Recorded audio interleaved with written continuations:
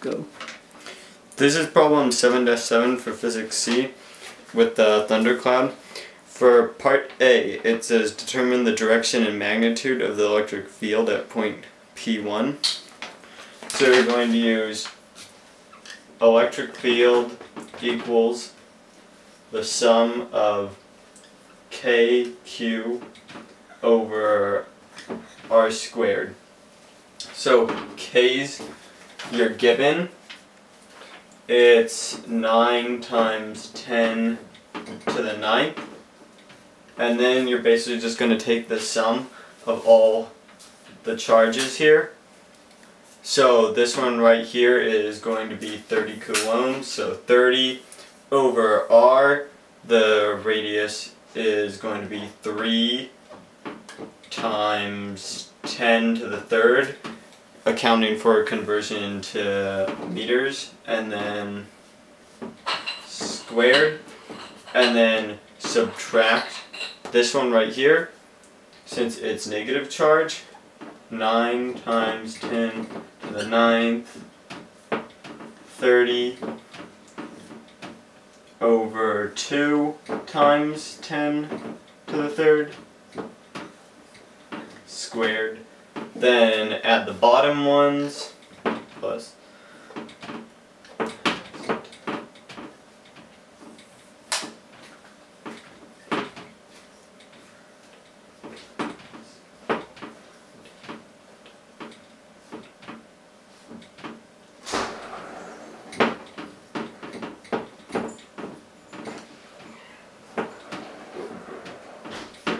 and then this last one is for the bottom charge right here. 30 times squared. And that is going to end up giving you 75,000 newtons per coulomb. And then it asks you for the direction of the field. You basically just calculated it, it's positive. And basically, you know that since electric field is going from positive to negative, it's just going to form this sort of pattern like this. So you know right here, it's just going to be straight up. So the answer is going to be up for that one. And then for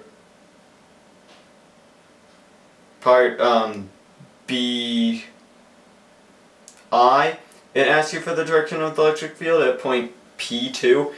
You're going to basically just use the same thing. It's going to be up also. Then it says, how does the magnitude of the field at this point compare with the magnitude at point P1?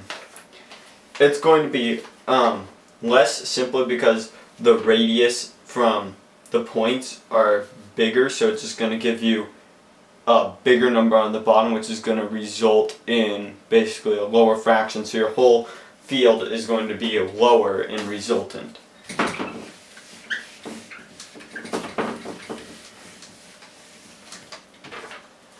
Part C says, letting the zero potential be at infinity, determine the potential at these points. Point 1 and point 2, the potential is going to be 0 at both, just because the potentials cancel out, because you basically have positive ones right here and negative ones right here, but they're both the same distance, so basically by laws of symmetry they're going to basically cancel it out. But an alternative method you can use is just potential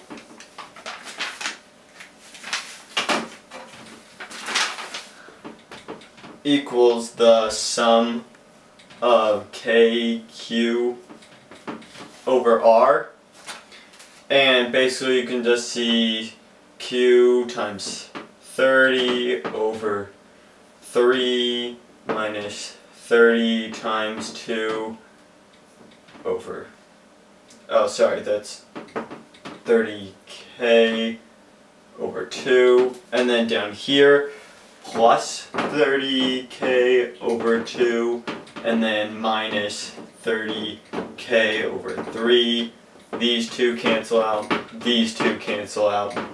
Overall potential equals 0. And then for part C, part 2 of that, you can also use that method of V equals the sum of KQ over R.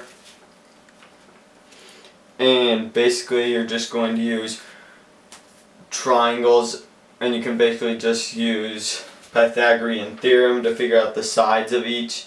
So this first one up here is going to be K and then 30 over the R is just going to be, it's 3 up like this, 1 to the side over here, 3 squared plus 1 squared, 9 plus 1 square root of 10, so it's going to be over square root of 10. And then this one, minus 30k over 2, 1. This is going to be 4 plus 1 square root of 5 on this side, so square root of 5. And right here, plus 30k over square root of 5. And this last one, minus 30k over square root of 10. Once again, all of these cancel out. It's going to equal 0 again.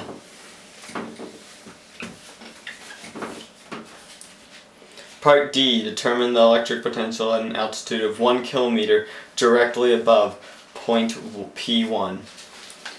Okay, so this point's going to be approximately right here.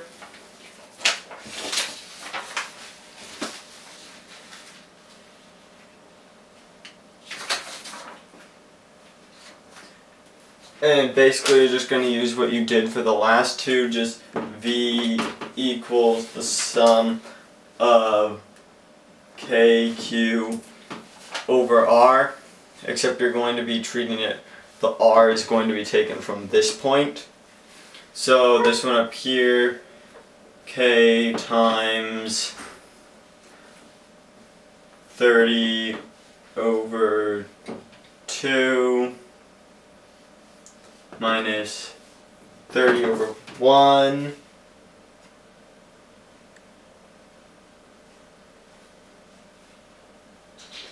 and oh yeah, don't forget they need to be multiplied times 10 to the third, and then down here plus 30 over 3 times 10 to the third, and the last one minus 30 over 4 times 10 to the third. And when you calculate it, it should give you negative 1.12 times 10 to the 8 volts. I mean, not volts, but potential. And then equals negative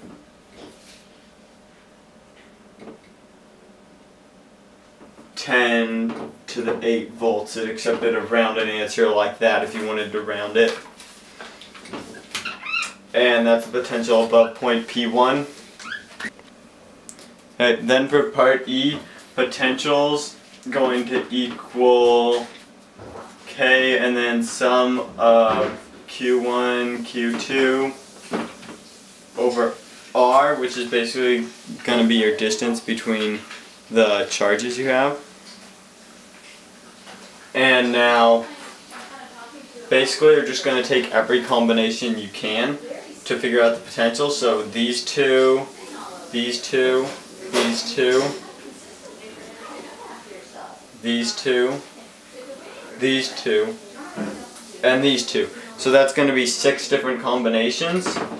So you're going to take your Q and then times negative 30 squared. We'll start with these top 2, and then that's going to be over 1 times 10 to the third. And then you're going to move on to the next one, so we'll just take these two, that's minus 30 to the squared over 1 times 10 to the third. And then we'll use these two outer ones, so minus 30 squared over 6 times 10 to the third.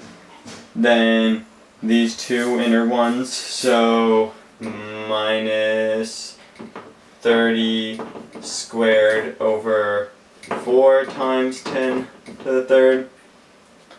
Then these two, so plus 30 squared over 5 times 10 to the third.